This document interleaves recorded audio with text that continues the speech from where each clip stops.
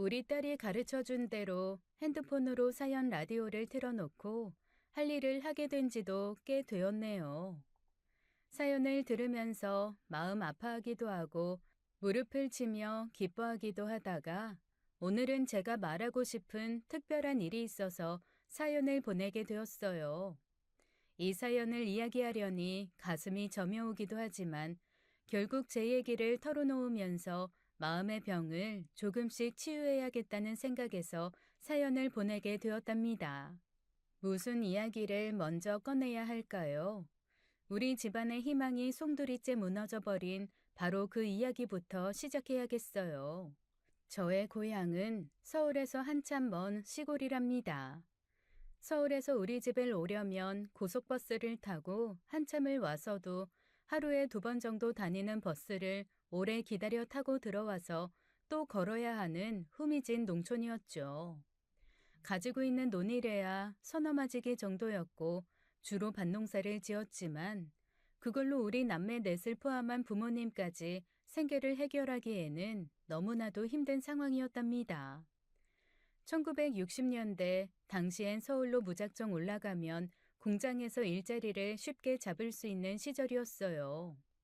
남동생들이 아직 어릴 때 저는 집을 떠나 서울로 올라와서 한 공장에 취직을 했죠. 그리고 저희 집에는 우리 4남매 중에 부모님의 희망, 아니 온 집안의 희망인 언니가 있었답니다. 언니는 집에서 1시간 반이나 산 넘고 또 산을 넘어서 다녀야 하는 초등학교 시절부터 수재라는 칭찬을 들어가면서 월반을 해서 초등학교를 5년 만에 마쳤죠. 중학교, 고등학교를 모두 1등으로 졸업하고 우리 식구들 중에서는, 아니 우리 마을에서는 처음으로 서울대학교 사범대학에 그것도 장학생으로 입학을 했답니다.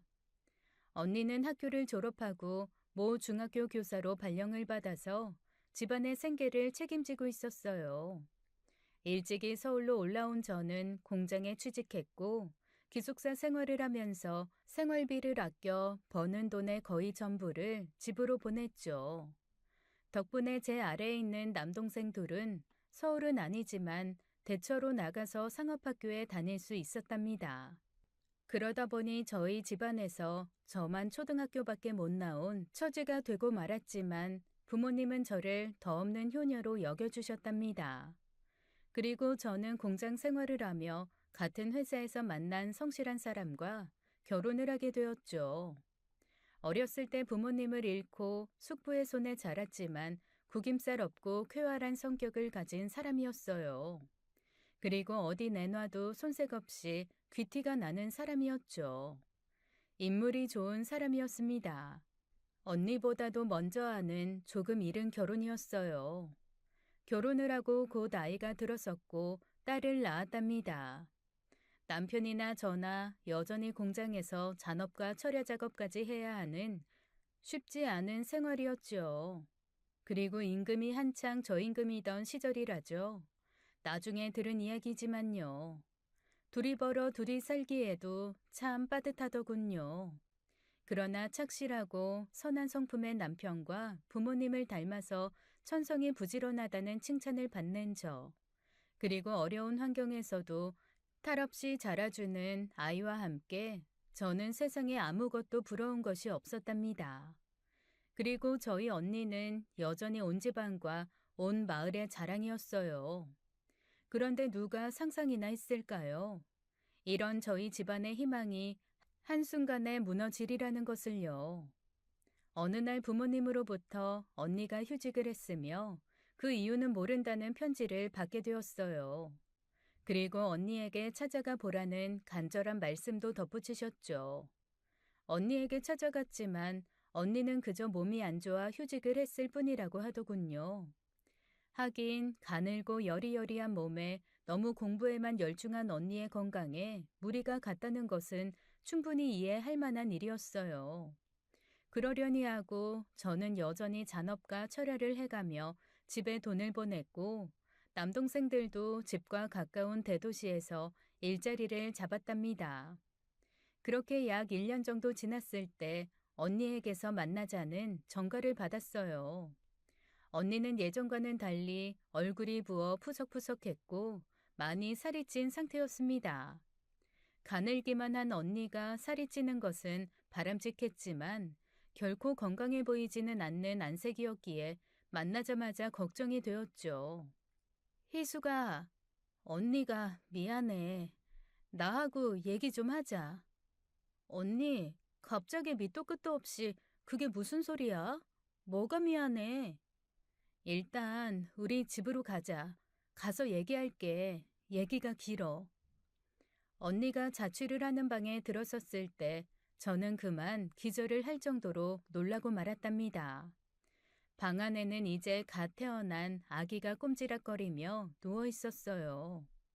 저는 도대체 어떻게 된 일인지 몰라 이러지도 저러지도 못하고 있었죠. 언니는 갑자기 울음을 터뜨렸습니다. 그리고 울다가 이야기하다가 언니답지 않게 횡설수설하는 이야기를 대충 정리해보면 이랬어요.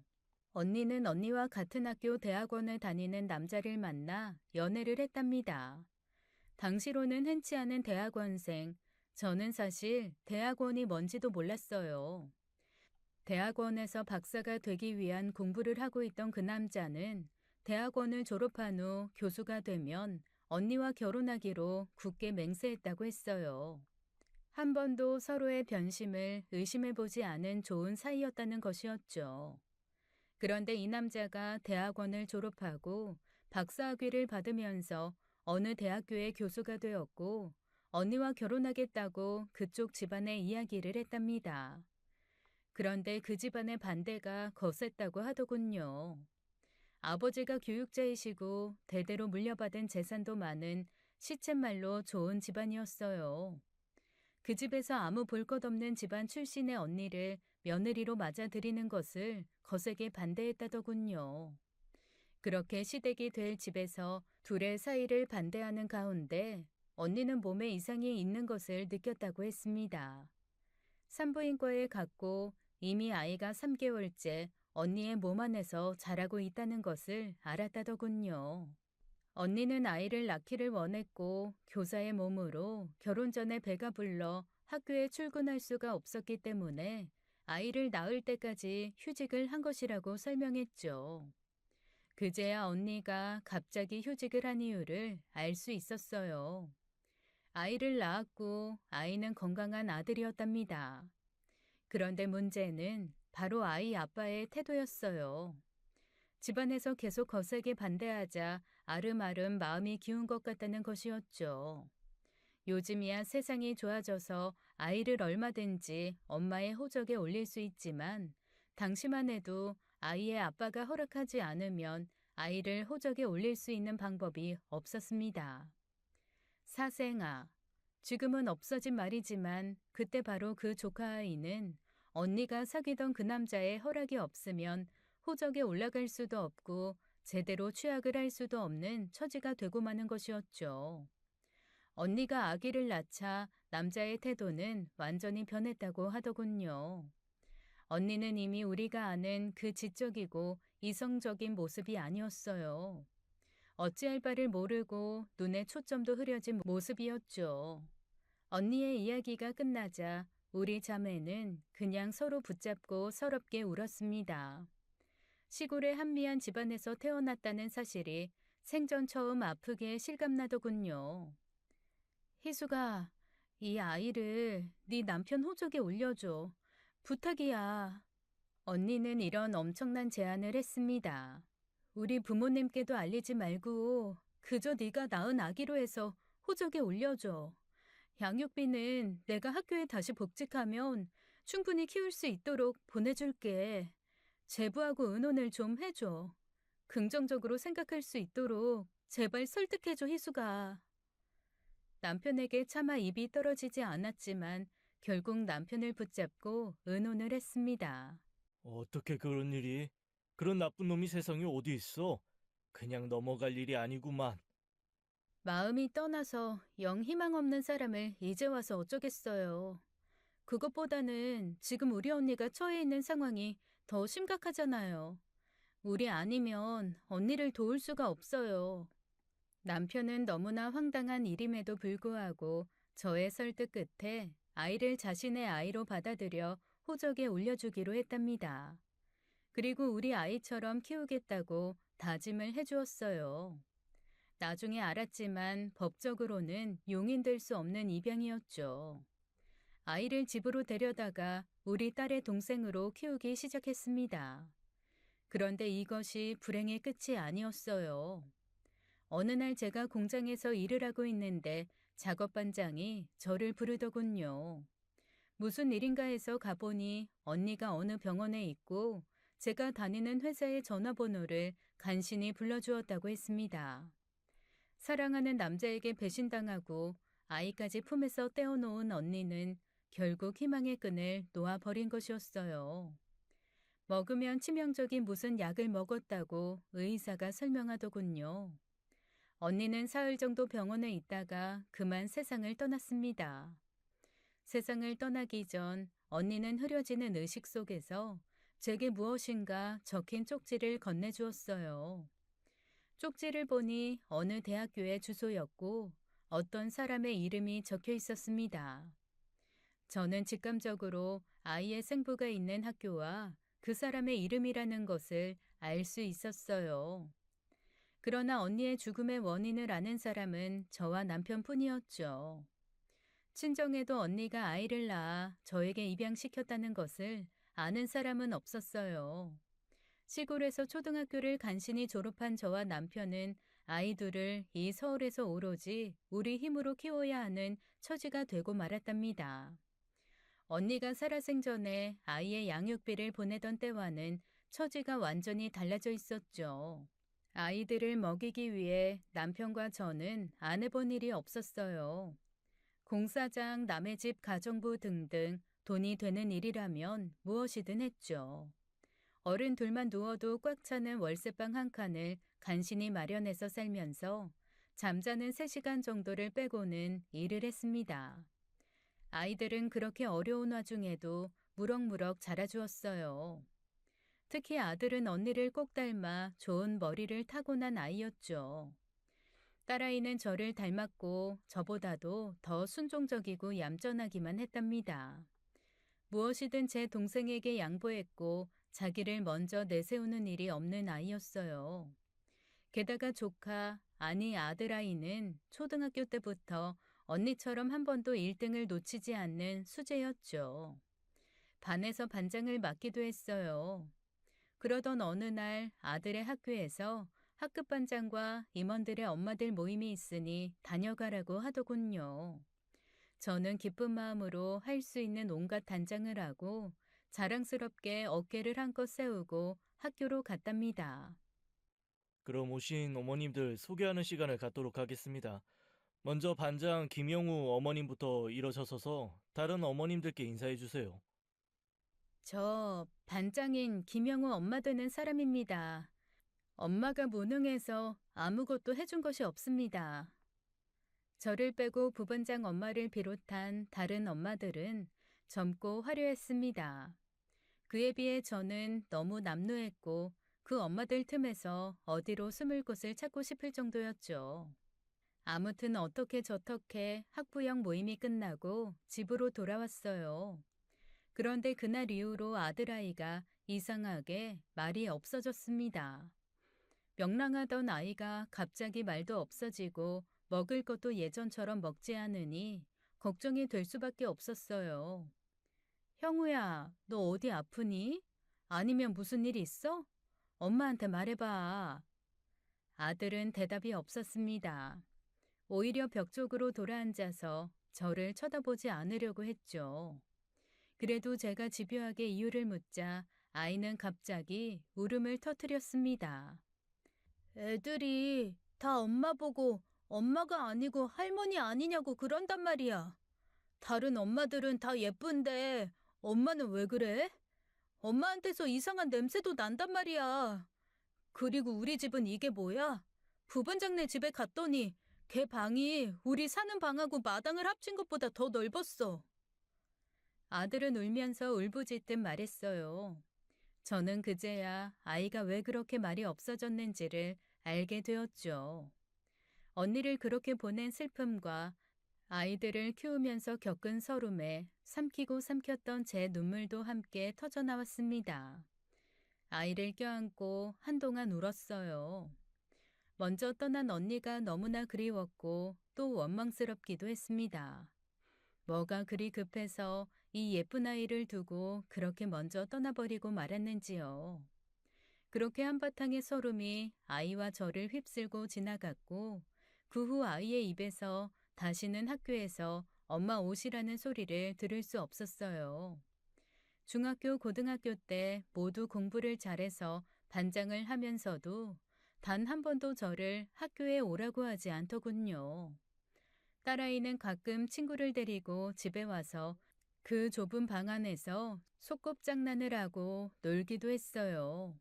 그런데 아들은 결코 그런 일이 없었답니다.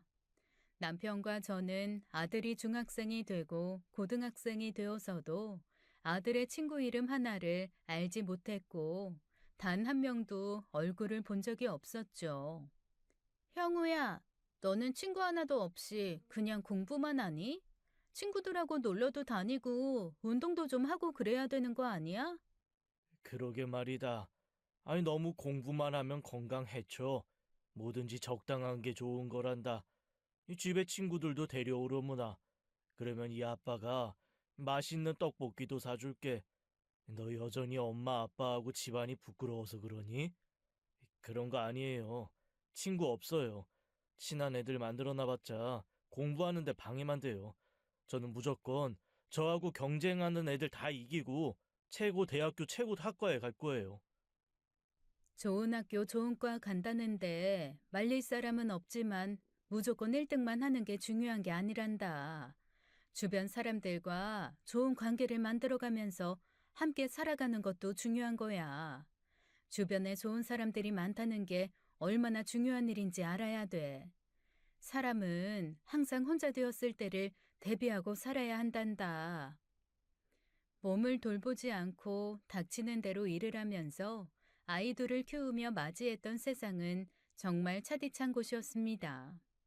한강물의 절반이 저의 눈물이었다고 해도 과언이 아니었죠. 그러나 그렇게 차가운 세상에서도 좋은 사람을 많이 만났어요. 공사장에서 남자들도 지기 어렵다는 벽돌을 찌고 계단을 오르는 일을 할 때 일부러 제가 질짐해서 벽돌을 몇 장을 빼주면서 다 채운 척 해주는 공사장 감독도 있었죠. 그리고 봉투를 붙이는 부업을 할 때 짐찐 몇 원을 더 얹어주면서 아이들 과자 사주라는 고마운 사람도 만났어요. 저는 그렇게 차디찬 세상에서 좋은 사람들을 만날 때마다 언젠가 우리 집이 조금이라도 먹고 살만하게 되면 꼭 저보다 힘든 사람들을 도우며 살 것이라고 속으로 다짐했답니다. 차가운 세상에서 그런 좋은 사람들의 작은 배려가 얼마나 따뜻하고 힘이 되던지요. 저는 아이들에게 사람과 사람 사이에서의 작은 배려가 얼마나 중요한 것인지를 가르쳐 주고 싶었습니다. 그래서 친구도 없이 공부에만 매달리는 아들아이가 참 많이 걱정되기도 했어요. 아들이 저와 남편의 걱정을 아는지 모르는지 저희 부부는 아무튼 아들의 친구들을 하나도 모를 뿐만 아니라 분명히 학교에서 진학이나 필요한 일이 있을 때 학부형을 찾을 만한데도 아들에게서 그런 말조차도 들은 적이 없었습니다. 언젠간 아이들이 학교에 가고 남편도 나가고 오랜만에 혼자 집에 있을 때 저는 한동안 쳐다볼 틈도 없었던 거울 앞에 서서 제 모습을 찬찬히 뜯어보았죠. 아들은 이제 고등학생인데 거울 안에는 평생 농사일에 찌든 저희 친정 어머니보다도 더 늙어 보이는 낯선 여인이 서 있었습니다. 다시 한번 서름이 저를 휩쓸고 지나갔죠. 아이들이 없는 틈에 실컷 놀고 난 저는 더 이를 악물었습니다. 아들을 대학에 보내려면 더 노력해야 했어요. 아주 좋은 학교에 갈 성적이 되지는 않았지만 웬만한 성적을 유지하고 있었던 딸아이는 공부 잘하는 동생의 앞길을 위해 자신이 대학을 포기하겠다고 이미 중학교 때 담담하게 말했습니다. 그것이 또 엄마 아빠의 짐을 덜어주는 것이 될 것이라고도 했죠. 엄마, 나 고등학교 빨리 졸업하고 어디든 취직해서 돈 조금씩이라도 벌 거야. 엄마랑 아빠 조금이라도 덜 힘들게. 엄마, 손이 이게 뭐야? 나무 껍질 같잖아. 엄마, 나 취직해서 첫 월급 타면 엄마 손에 바를 핸드크림 제일 먼저 사줄게. 너도 대학교에 가야지. 그래야 멋진 신랑감도 만날 수 있을 거란다.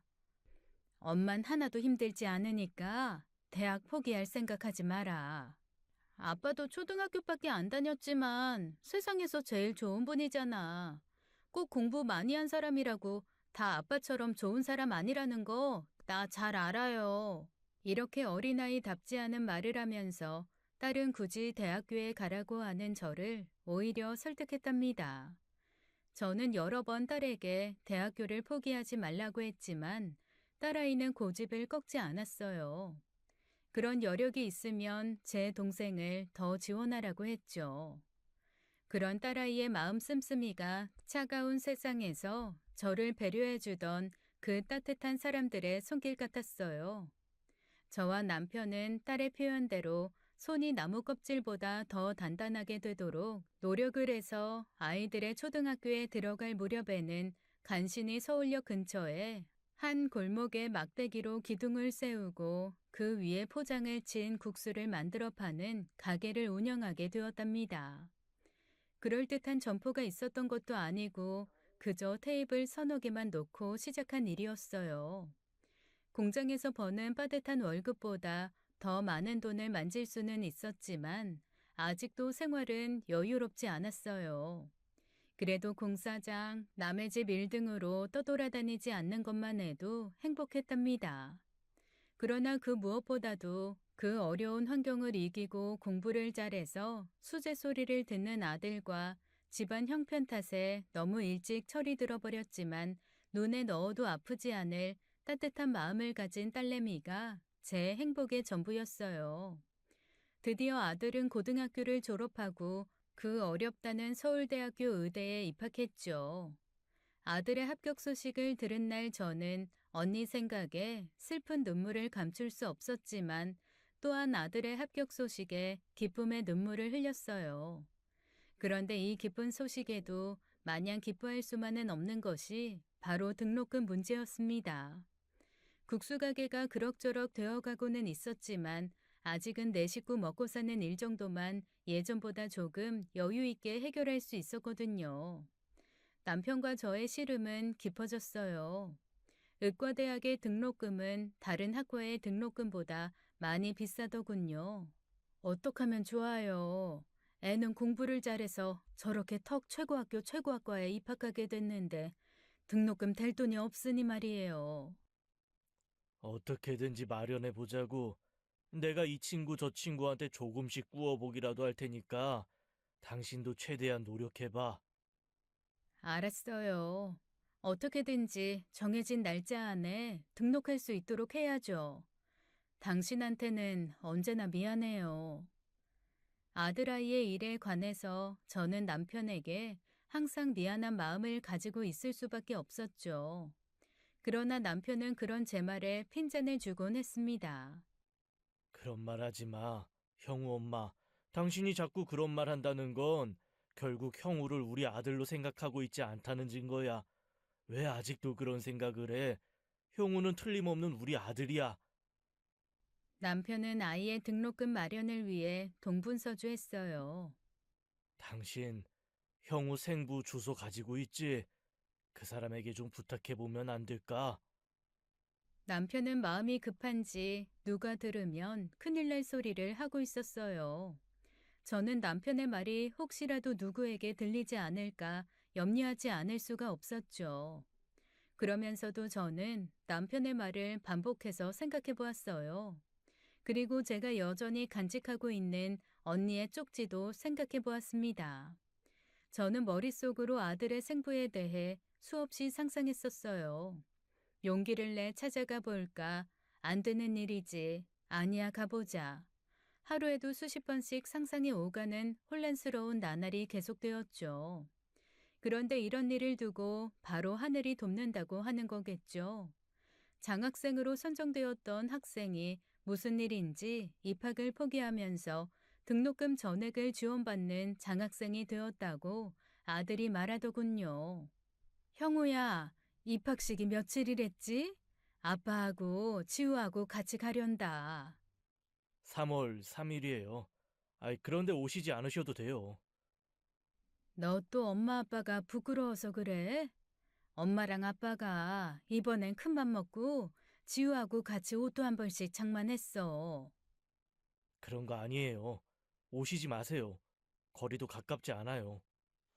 아들은 끝까지 오지 말라고 했지만 저는 국수가게 문 앞에다 아들이 서울대학교에 입학해서 가게 하루 쉽니다라고 커다란 글씨로 써붙여 놓고는 가게를 하루 닫고 서울대학교로 남편과 딸과 함께 갔어요. 꿈에도 잊을 수 없는 우리 언니가 다녔던 바로 그 학교였어요. 가는 동안 언니 생각이 많이 나서 저는 딸과 남편 모르게 눈물을 훔쳤습니다. 그런데 이게 웬일일까요? 학교에 가보니 입학식은커녕 그저 여기저기 왔다 갔다 하는 학생들만 보이는 것이었어요. 엄마, 우리 날짜 잘못 알고 온 거 아니야? 이게 어떻게 된 거지? 아니야. 네 동생이 분명히 3월 3일이라고 했어. 형우 엄마, 당신이 잘못 들은 거 아니야? 입학식은커녕 아무것도 없잖아. 우리 식구들은 결국 그렇게 허탕을 치고 집으로 돌아올 수밖에 없었죠. 그리고 학교에 갔다가 늦게 귀가한 아들을 붙잡고 물었어요. 엄마는 참, 제가 언제 3월 3일이라고 했어요. 3월 2일이라고 했지. 제가 정신이 없어서 잘못 들었던 모양이었습니다. 입학식 날부터 허탕을 쳤지만 아들은 그 천재들만 모여있다는 서울대 의대를 우수한 성적으로 졸업했고 대학병원의 인턴으로 나가게 되었어요. 모진 고생의 끝이 바로 이렇게 깊은 것이었구나 하고 생각했죠. 남편과 저는 국수가게 운영에 더욱 열심히 매달렸어요. 아들이 졸업하고 개원을 하고 싶어 한다는 것을 알았기에 조금이라도 도움이 되고자 했죠. 비록 병원을 개원할 그 엄청난 돈을 다 마련하지는 못한다고 해도 말이죠. 국수가게는 잘 되었습니다. 우리 집 국수가 맛있다는 소문이 나면서 국수 포장마차는 문전성시를 이루었죠. 이제는 포장을 걷어치우고 그럴듯한 점포를 얻어서 국수 전문점을 할 수 있게 되었어요. 남편과 저는 국수 장사를 해서 버는 돈을 부동산 여기저기에 조금씩 투자를 했고 투자를 하는 곳마다 호재를 만나 가격이 급등했답니다.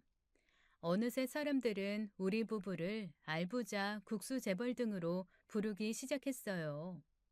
그렇게 세월은 흘러 아들은 인턴과 레지던트 과정을 무사히 마치고 대학병원은 아니지만 다른 큰 종합병원에 월급을 받는 의사로 취직했습니다.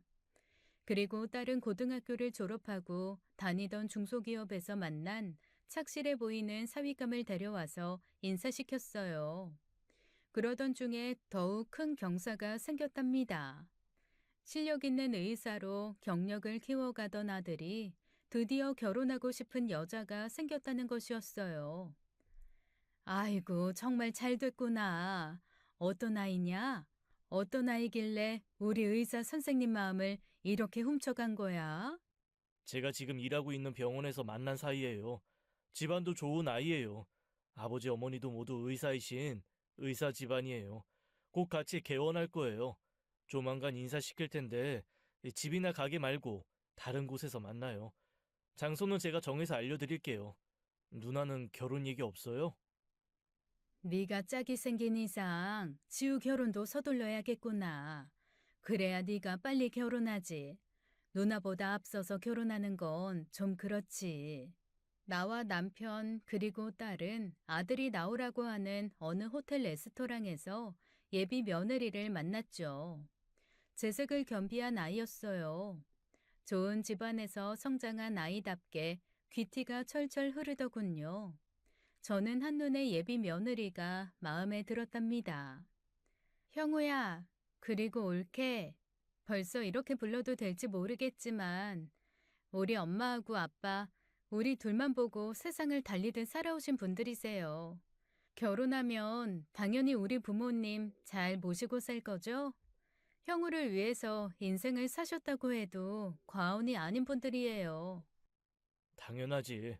누나, 걱정하지 말아요. 누나부터 얼른 결혼식 치를 생각하고요. 그럼요. 저희가 부모님 잘 모실 거예요. 누님은 걱정하지 마시고 결혼해서 잘 사시면 그게 효도예요. 그렇게 화기애애한 분위기에서 첫 만남이 끝나고 그 이후로 아들과 예비 며느리는 저희 부부에게 정말 살가웠답니다. 예비 며느리는 결혼 전인데도 집으로 자기 살림을 조금씩 들이기 시작했어요. 어차피 와서 살 집인데 미리 조금씩 짐을 들이는 게 나중에 편할 것 같다면서요. 이 집 참 사연이 많은 집이지요. 단칸방, 월세집, 전셋집을 떠돈 끝에 국수 전문점이 문전성시를 이루고 재산이 모이면서 은근히 며느리를 데리고 살 생각에 무리해서 장만하게 된 집이었답니다. 물론 아들이 따로 살림을 나겠다고 하면 그럴듯하게 내줄 여유도 이제는 있었어요. 첫 만남을 가진 지 1년이 조금 안 되었을 때 아직 결혼식을 올리기도 전에 예비 며느리는 집으로 아예 들어 앉았습니다. 예비 사돈과는 아직 상견례도 갖기 전이라 조심스럽기도 했답니다. 걱정 마세요, 아버님, 어머님. 제가 다 친정 부모님들하고 상의해서 하는 일이에요. 친정 부모님들께서는 형우 씨가 너무 마음에 들어서 형우 씨 집안에 대한 일도 모두 알아서 하라고들 하세요. 그리고 혼인신고는 먼저 할 거예요. 예비 며느리, 아니 혼인신고를 했으니 이제 며느리겠죠. 며느리는 그러나 공부밖에 모르고 자라서인지 집안 살림에는 영 소질이 없었어요. 저도 국수 가게 때문에 바쁘고 해서 집에서 일할 사람을 하나 들이기로 했죠. 며느리는 친정에서 소개해주는 사람을 드리고 싶다고 하더군요. 나쁠 것 없는 일이었죠. 며느리는 보기에도 믿음직한 아주머니 한 분을 데리고 왔습니다. 저 역시도 아주머니에게 모든 것을 맡기고 가게 일에 열중할 수 있어서 좋았어요. 아들은 바빠서 거의 귀가가 늦었고 며느리는 며느리대로 병원 일에 바빴죠. 딸 역시 결혼해서 우리 집에서 멀지 않은 곳에 신혼살림을 차렸고 결혼한 지 1년쯤 되었을 때 곧 손주가 태어날 것임을 알려주었습니다. 형님, 이제 배가 많이 부르네요. 언제가 산딸이랬죠? 왜? 부러워? 너무 일에만 열중하지 말고 이제 엄마 아버지께 손주 소식 전해줄 때 아닌가? 그래요, 부러워요. 그런데 결혼식 한 다음에요. 배불러서 웨딩드레스 입는 건 좀 그렇잖아요. 결혼식 너무 미뤄지는 거 아닌가 싶어서. 사돈댁에 죄송해서 그렇지. 어떻게 키운 따님이실 텐데 결혼식도 없이 이렇게 와서 며느리 노릇, 그것도 착하게 해주고 있는 게 죄송해서. 그래 아가, 사돈댁에 면목 없는 노릇이니 얼른 상견례하고 서둘러 결혼식 날짜 잡자꾸나. 네, 어머니 알겠어요. 어머니 시키시는 대로 서두를게요. 형우 씨도 어머님 아버님 말씀이라면 하느님 말씀으로 아는 사람이니까 의논할게요. 원해도 참. 이렇게 행복만이 가득 찬 나날이 흘러가고 있었어요. 그런데 사람의 욕심이 끝이 없다고 했던가요? 나무랄 데 없는 며느리까지 데리고 나니 손주 생각이 간절해지더라고요. 그래서도 더욱 아들과 며느리에게 결혼식을 서두르라고 했죠. 그러던 어느 날 아들과 며느리가 저에게 말하더군요. 엄마, 결혼식 곧 할 텐데 이 사람이나 나나 바빠서 신혼여행 갈 시간이 없어요. 그래서 가까운 일본으로나 하루 이틀 다녀올 생각인데 엄마랑 아버지도 같이 가세요. 그렇게 하세요, 어머니. 일본이 온천이 좋잖아요. 저희도 피곤하고 해서 온천 쪽으로 가고 싶고 어머님, 아버님께도 좋을 것 같아서 그렇게 하자고 했어요. 늙은이들이 왜 아들 신혼여행에 끼어? 얘들도 참 별소리를 다 하는구나. 그래. 너희들끼리 오붓하게 다녀오려구나. 우리는 그저 가까운 온양 온천에나 한번 다녀오면 되지 않겠냐? 이렇게 말하긴 했지만 사실 남편과 저는 내심으로는 좋았답니다. 그렇지만 주책 없이 금방 그러자꾸나 할 수야 있나요? 그래서 짐짓 여러 번 안 간다고 했죠.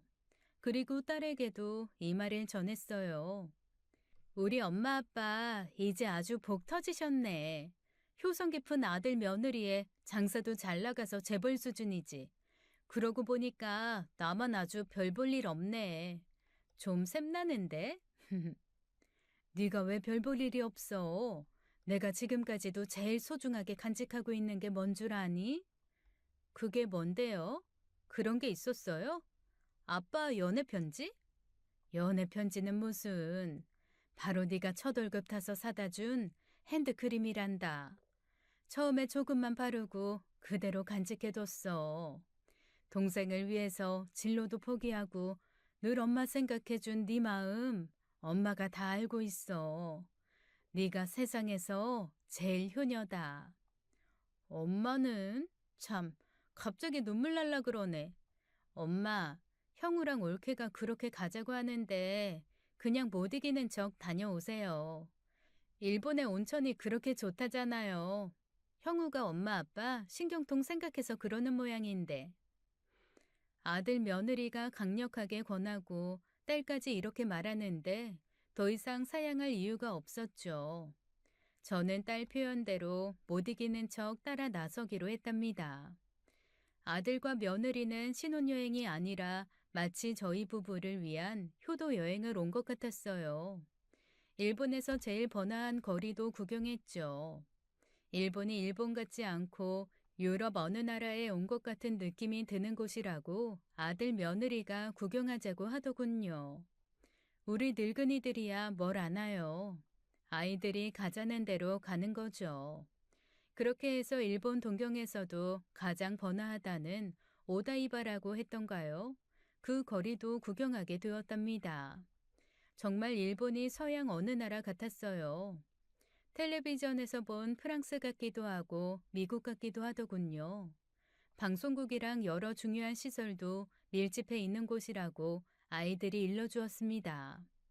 그 거리에 있는 한 건물에 들어가 서로 통해 있는 통로를 통해 이 건물 저 건물을 오가며 우리는 일본의 중심가를 실컷 구경하고 유명하다는 맛집에 가서 일본식 돈가스도 맛있게 먹었어요.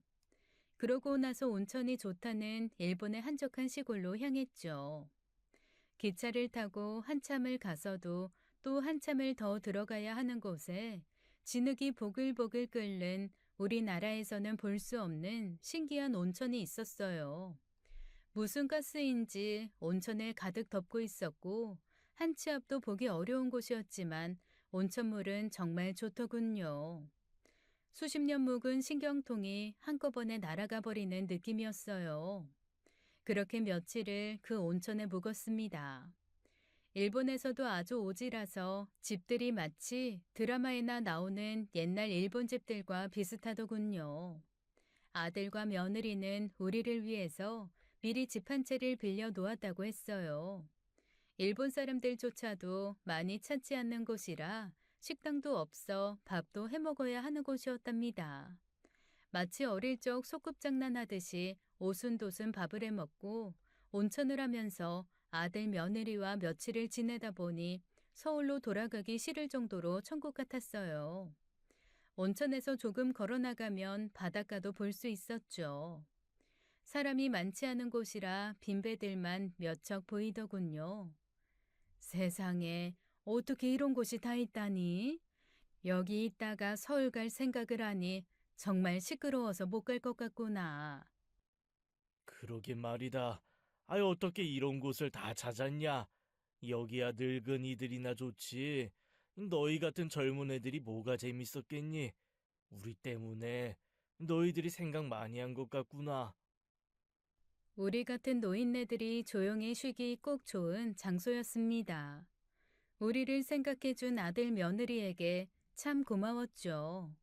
남편과 나는 바닷가를 거닐면서 말했답니다. 나중에 더 늙으면 이런 곳에 와서 여생을 보내자고요. 여행을 와서 며칠을 그렇게 보내고 아이들이 배를 타고 바다를 좀 돌아보자고 하더군요. 온천에서 뿜어나오는 가스 덕분에 바다에 안개가 잔뜩 낀 것 같은 모양새였습니다. 꼭 영화에나 나올 것 같은 배경 속에 들어가 있는 기분이었죠. 아이들 말로는 한참을 나가도 허리 높이밖에 안 되는 얕은 바다라고 하더군요. 정말로 땅과 인접한 바닷물은 무릎 정도밖에 안 될 정도로 얕았고 그림 같은 작은 배가 떠 있었어요. 남편과 저는 그 배에 몸을 실었습니다. 배가 살랑살랑 움직였고 남편과 저는 어릴 때 시골 동네에 흐르는 개천에서 물놀이를 하는 어린 아이들 같이 서로에게 물을 튕기며 놀았죠. 이런 것을 신선 노름이라고 하는 것이겠죠. 아이들을 키우기 위해 겪어야 했던 그 모진 고생들이 이제 정말 다 옛날 일이 되어 있었어요. 아들과 며느리는 따로 오붓하게 시간을 보내는지 한참을 나오지 않더군요. 우리 두 늙은이는 아들 며느리를 방해하지 않기 위해서 배 위에서 한참 더 시간을 보냈답니다. 얼마나 시간이 흘렀을까요? 아이들은 아직 나오지 않고 있었어요. 배 위에서 바라보는 안개가 낀 것 같은 풍경이 너무 좋아 아이들과 같이 보고 싶더군요. 그래도 아이들을 방해하지 않아야 손주도 빨리 볼 수 있겠죠. 우리는 배 안에 있는 노를 저어 바닷가에서 조금 더 떨어진 곳으로 나가보았답니다. 유황인지 무슨 가스인지 안개가 자욱해서 바다의 깊이를 알 수 없었기에 좀 두렵기도 했지만요. 남편이 바다로 내려서더군요. 해변에서 한참을 나왔는데도 바다는 깊지 않은 것 같았어요. 여전히 시골의 시냇물처럼 얕은 바다. 남편은 마치 어린아이가 된 것처럼 바지를 걷고 물속을 텀벙거리며 걸어다니더군요. 그러다가 한순간 갑자기 남편의 모습이 시야에서 사라졌어요. 분명 얕은 바다라고 텀벙거리며 걷던 사람이 시야에서 사라져버리고 나니 겁이 더럭 나더군요. 얕은 바다라고 알고 있던 곳에서 갑자기 깊은 바다를 만난 것이 틀림없었습니다. 형우 아버지! 형우 아버지! 어딨어요? 형우 아버지! 대답이 없었습니다. 몇 번을 더 불러보아도 대답이 없자 저는 울면서 아이들이 있는 집으로 뛰어갔어요. 아이들은 이야기를 듣고 나더니 이곳은 핸드폰도 잘 터지지 않는 곳이지만 외부에 연락을 취해보겠다고 하면서 남편이 사라진 바다 쪽으로 뛰어나갔죠. 그리고 잠시 후 다시 돌아오더니 외부와 연락이 닿았다면서 제 아버지를 찾겠다고 다시 나가더군요. 저는 그저 울면서 아이들과 남편이 돌아오기를 기다리는 수밖에 다른 도리가 없었어요. 그런데 한참이 지나도 아이들과 남편은 돌아오지 않았습니다. 정신을 차려보니 주변이 무섭게 고요하더군요. 온 세상 사람들이 다 사라지고 저 혼자 남은 것 같은 느낌이었어요. 그래도 아이들이 외부와 연락이 닿았다고 했으니 누가 와도 오겠지 하는 믿음이 처음에는 있었죠. 그런데 시간이 지날수록 그 믿음은 부질없는 것이 되고 있었어요. 남편도 아이들도 한참이 지났는데도 돌아오지 않고 있었습니다. 저는 문득 아이들이 남편을 찾아 깊은 바다로 들어갔다가 변을 당한 것이 아닐까 생각했죠. 제 아버지를 찾겠다고 둘 다 바다에 뛰어들었다가 생각보다 깊은 바다에 변을 당한 것이 틀림없었어요. 저는 이제 이성을 잃고 집 밖으로 뛰쳐나갔습니다. 형우야, 형우 아버지, 아가! 마음이 급하니 핸드폰도 어디 있는지 찾기 어렵더군요. 아이들이 분명 외부와 연락이 닿았다고 했으니 핸드폰이 있으면 연락이 될 것 같았어요. 그러나 핸드폰을 어디 두었는지 도저히 찾을 수가 없었습니다. 여전히 남편과 아이들을 목 놓아 부르면서 미친 듯이 바닷가를 헤맸어요.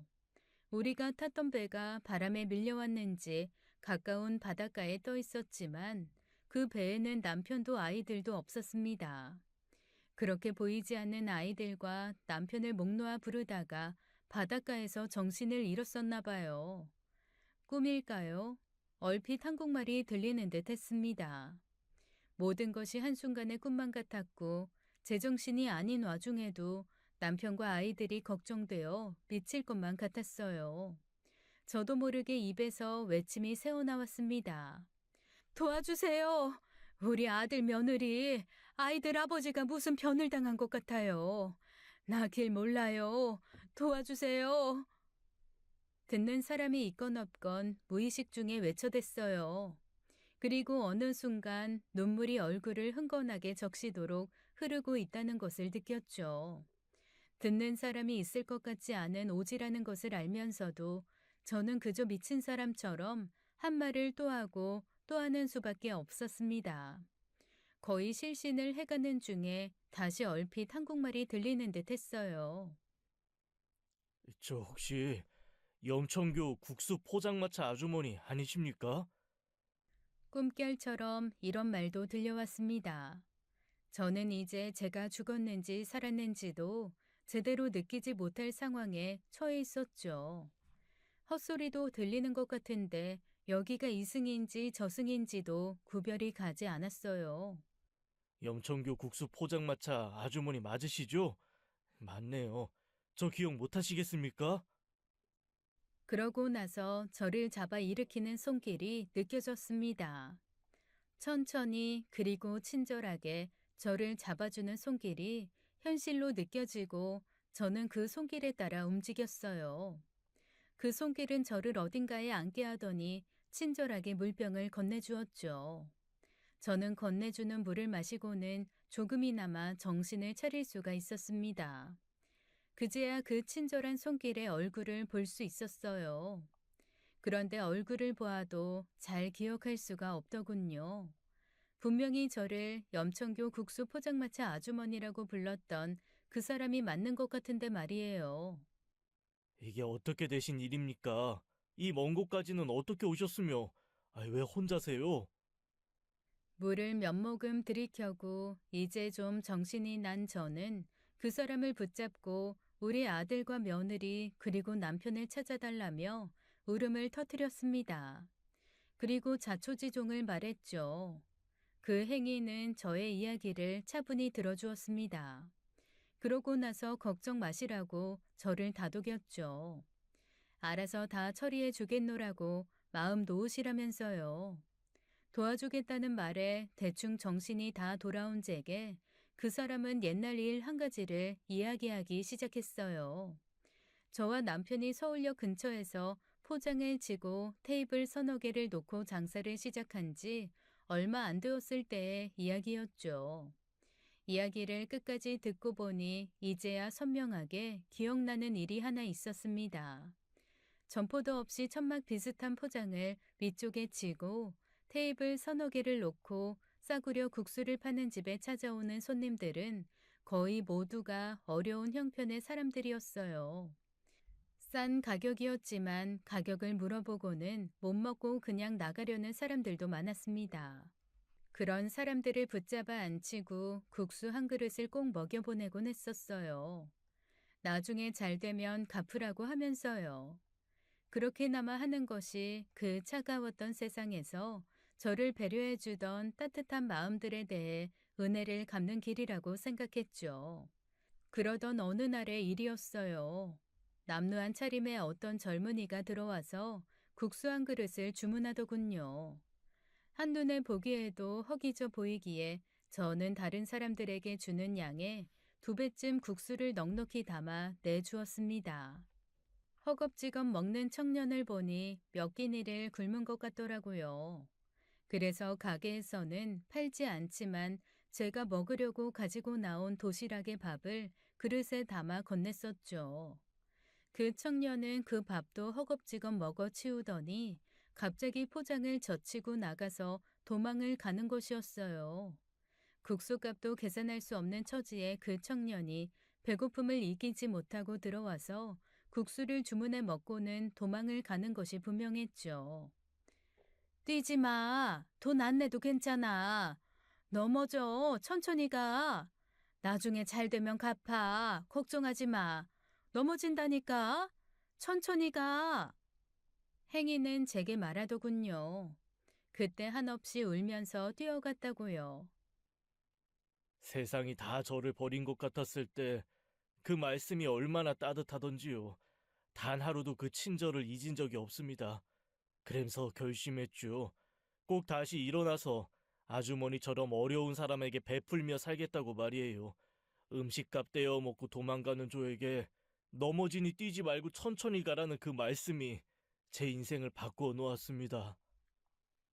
부친의 사업을 젊은 나이에 이어받아 파산하고 난 후였다고 했습니다.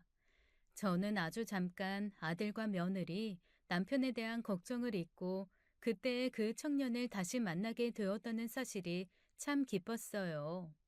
그리고 다시 그 청년, 아니 이제는 아주 젊은 청년은 아니었지만 그때의 그 청년을 잡고 사정 이야기를 했습니다. 우리 아들 며느리가 다 의사야. 우리 내외하고 같이 여행을 왔었는데 무슨 변을 당했는지 애들 아버지랑 애들 둘이 다 없어졌어.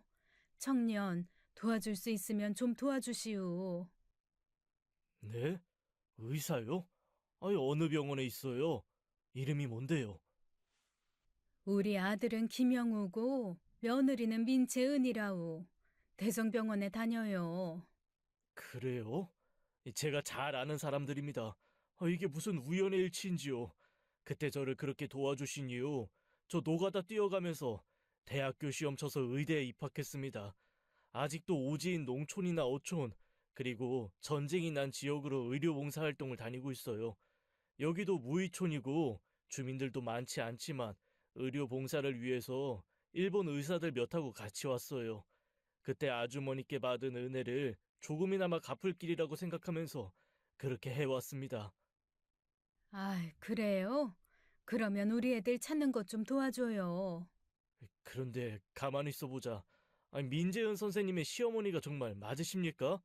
제가 김영호 선생님은 잘 모르는데 민재은 선생은 잘 아는 사람이라 그 사람들 결혼식에 갔었거든요. 아니, 그런데 그 어머님이 아니신데요? 그게 무슨 말이에요? 우리 애들은 아직 결혼식도 안 올리고 혼인신고만 하고 우리 내외하고 살고 있어요.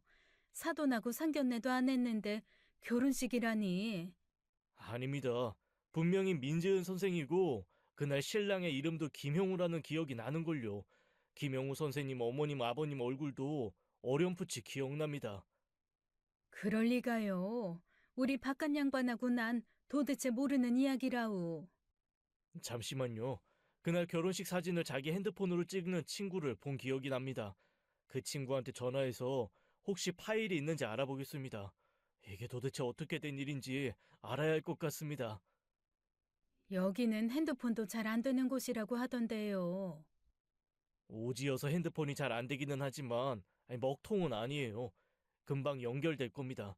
조금 전에도 한국에 있는 다른 팀하고 연락을 한 걸요. 그러고 나서 그 청년은 핸드폰으로 어떤 사람과 통화를 하더군요. 그리고 얼마 걸리지 않아서 핸드폰을 열어서 사진을 저한테 보여주더라고요. 지금 바로 친구한테서 받은 거라고 하면서 말이에요.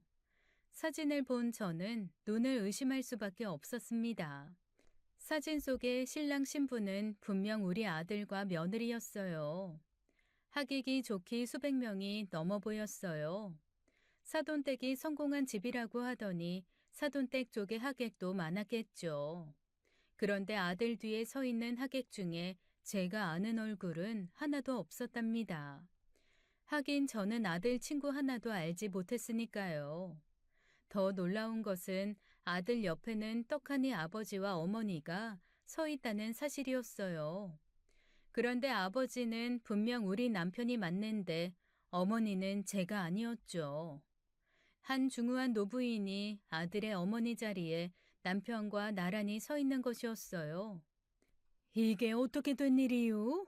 젊은 양반, 이게 어떻게 된 일이냐 말이에요. 우리 아들하고 며느리가 맞아요. 그리고 아버지도 우리 남편이 맞고요. 그런데 어머니는 도대체 누구란 말이에요? 정말 아드님하고 며느님이 맞다는 말씀이시죠? 그렇다면 이거 정말 이상한 일이네요. 그리고 여기 오신 것도 아드님, 며느님이 오자고 하신 거란 말씀이시죠? 그리고 나가서 돌아오질 않으셨다고요, 두 분 다. 그리고 그 청년은 또 말했죠. 사실 민재은 선생, 우리 며느리와는 같은 의과대학을 나와 아는 사이인데 죄송한 말씀이기는 하지만 좋아하는 사람은 아니라고요. 고등학교 시절 학교 폭력에 관련된 사람이라는 소문도 무성하다는 이야기도 하더군요.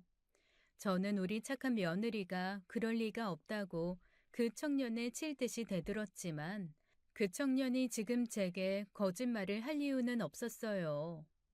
그 청년은 한국으로 전화를 걸어 아들과 며느리가 다니는 병원에 전화번호를 물었고 둘 다 일본에 출장 중으로 다음 주에나 출근할 것이라며 떠났다는 사실을 확인해 주었어요. 의료봉사를 위해 이 오지에 왔다는 그 청년이 아들의 결혼식 사진을 보여주는 순간부터 저는 여러 가지 일들이 이상했다는 것을 비로소 깨닫게 되었습니다. 계속 결혼식을 미루던 일, 상견례를 끝까지 하지 않은 일, 그리고 굳이 일본까지 같이 가자고 떼를 쓰듯이 조르던 일 등등 예전에는 전혀 아무렇지도 않게 지나쳤던 일들이 이상하게 생각되기 시작했습니다. 그러나 생각하고 또 생각해도 알 수 없는 것은 아들의 결혼사진 속의 아버지가 분명히 제 남편이 틀림없다는 사실이었어요.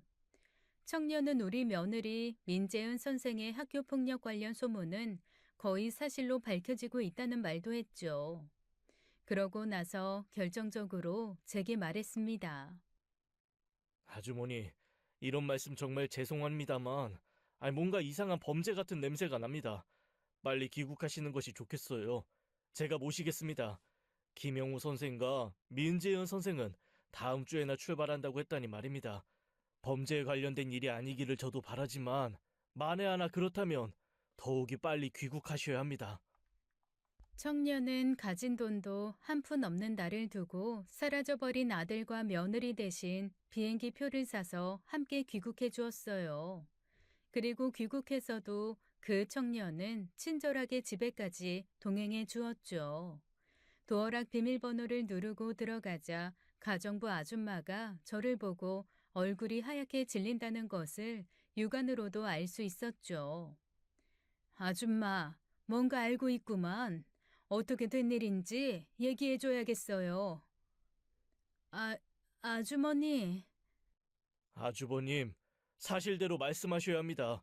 만일 아드님과 며느님이 어머니를 고의로 일본에 버렸다면 그건 명백한 범죄입니다. 아주버님도 공범으로 처벌받지 않으시려면 있는 사실대로 말씀해 주셔야 합니다. 그래야 참작이라도 돼요. 나는 아는 게 없어요. 그냥 여기 와서 일하라고 했고, 며느님이 알아내라는 일 몇 가지 알아내주고, 그리고, 그리고 뭐요?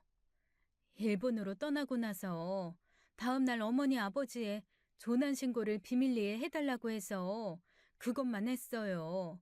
나는 사실 아드님하고 며느님이 고용하신 결혼식 때 어머니 역할 한 사람하고 같은 사무실에 있어요. 보수가 좋아서 그만. 그 청년이 믿을 수 있는 사람이라며 소개해준 변호사의 도움을 받아 내가 모르던 사실을 알 수 있었어요. 우선 남편과 내가 동시에 배가 가라앉아 조난을 당한 것으로 신고되어 있더군요. 저는 우리 집 대문에 붙어있던 도어락을 뜯어내어 완전히 새 것으로 바꾼 다음에 비밀번호까지 바꿔버렸죠. 그리고 아들과 며느리의 짐을 모두 챙겨서 바깥으로 내다 버렸어요. 비싼 컴퓨터며 그 잘난 책들이며 할 것 없이 모두 내다 버렸습니다. 제가 그렇게 모진 고생을 할 때 오직 하나의 의지는 아이들이 잘 자라주고 있다는 것이었어요. 공부를 잘한다는 것, 그것도 자랑스러웠지만 무엇보다도 착한 아이들로 자라고 있다는 것을 의심해 본 적은 없었습니다. 그런데 아들이 저도 모르게 가짜 어머니를 동원해서 결혼식을 올리고 아무렇지도 않게 며느리를 집으로 데려와 저와 같이 살았다는 사실을 생각하니 기가 막히더군요. 딸에게 숨긴다고 숨겨질 수 있는 일이 아니었어요. 언제 알아도 알게 될 일이었죠. 딸과 사위에게 사실을 털어놓고 대책을 세우기로 했습니다. 사위는 여기저기서 사람을 사기도 하고 직접 알아보기도 하면서 사실을 캐들어가기 시작했어요. 사위와 변호사의 도움으로 일본에서 돌아온 지 며칠 안에 사돈집의 연락처도 알게 되었죠. 장모님, 어렵더라도 사돈댁 사람들을 만나보는 것이 순서일 것 같아요. 장모님 말씀 들어보니 처남댁은 모든 사실을 알고 있는 것 같아요. 사돈댁 어른들도 속았을 수 있어요. 엄마, 이게 도대체 무슨 일이에요? 형우가 어떻게? 엄마 아닐 거예요. 우리가 뭘 잘못 알아도 단단히 잘못 알고 있는 거예요. 그리고 아버지가 큰 변을 당하신 것 같아요. 어떡해요? 사돈집에 연락해서 만나자고 했습니다. 어렵사리 성사된 만남의 자리에서 사돈들은 어리둥절해 하더군요. 자신들은 이미 어떤 대학교 총장이라고 하는 박가사돈과 그 부인인 안사돈과 상견례를 하고 여러 번 만나서 아이들의 혼사에 대해 의논했으며 당연히 그 사람들을 사돈으로 믿었다고 했습니다. 아들의 어머니라는 사람이 가짜 사돈이라는 것을 알게 된 사돈 부부는 일의 자초지종을 듣고는 마침내 눈물을 보이더군요. 저는 사돈 내외의 이 말을 듣고 혼란에 빠지고 말았어요. 남편은 그렇다면 가짜 아내를 앞세우고 아들의 결혼식에 참석한 것이 되죠. 그리고 대학 총장이라니요.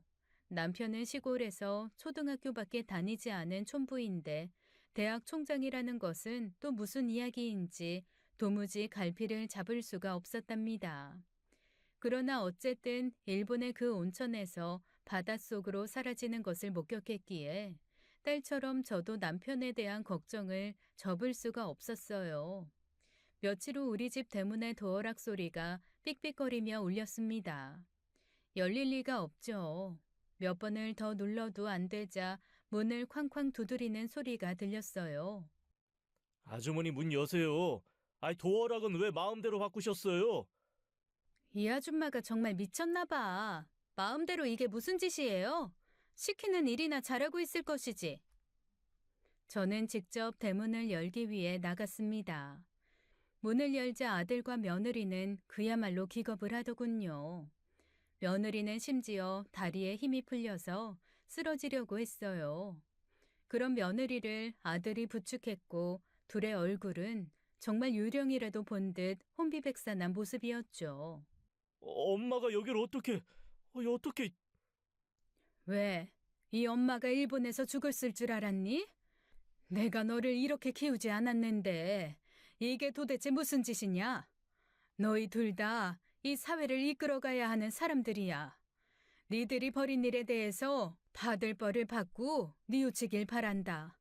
그리고 도대체 네 아버지는 어떻게 된 거냐? 아버지는 무사하세요.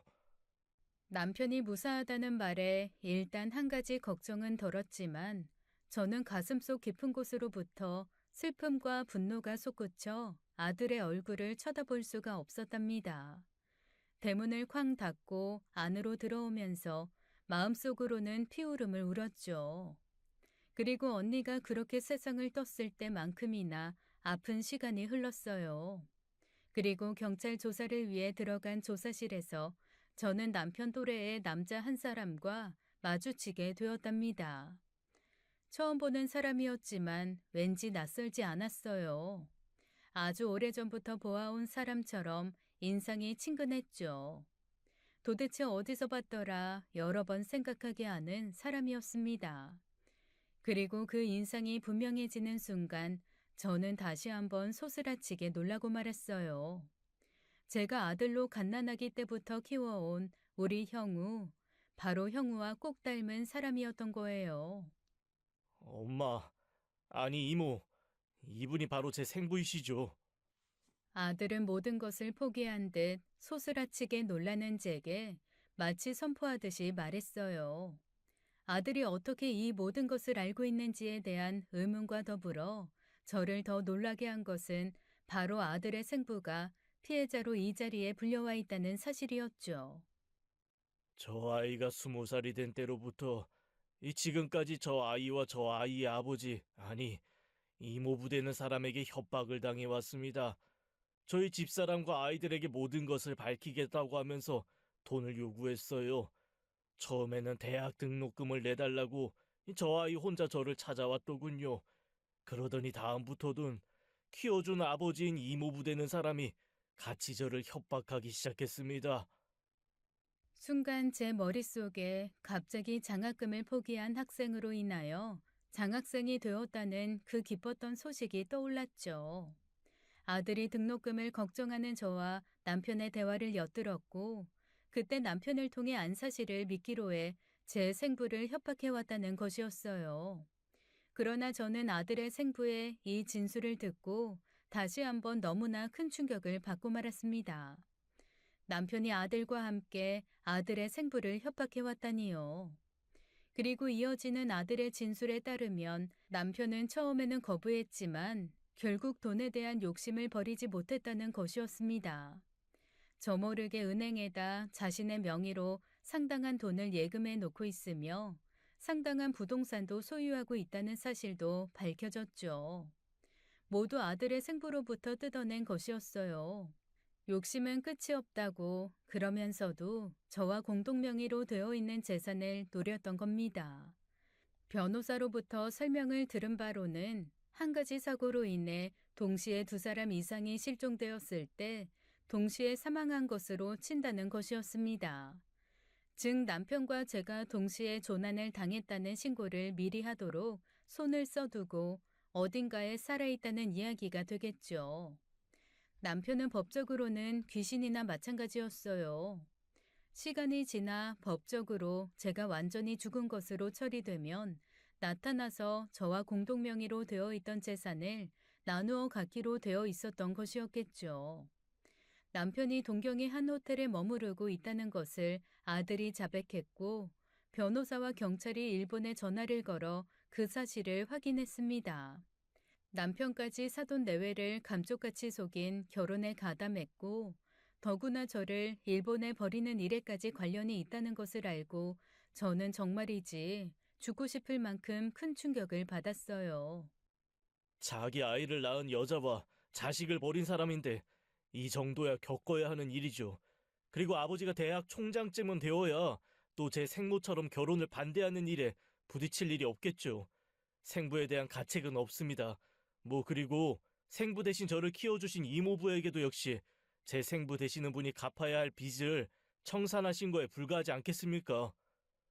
아들은 자신이 벌인 일에 대하여 그다지 가책을 느끼지 않는 것 같았습니다. 그 사실이 저를 더 슬프게 했어요.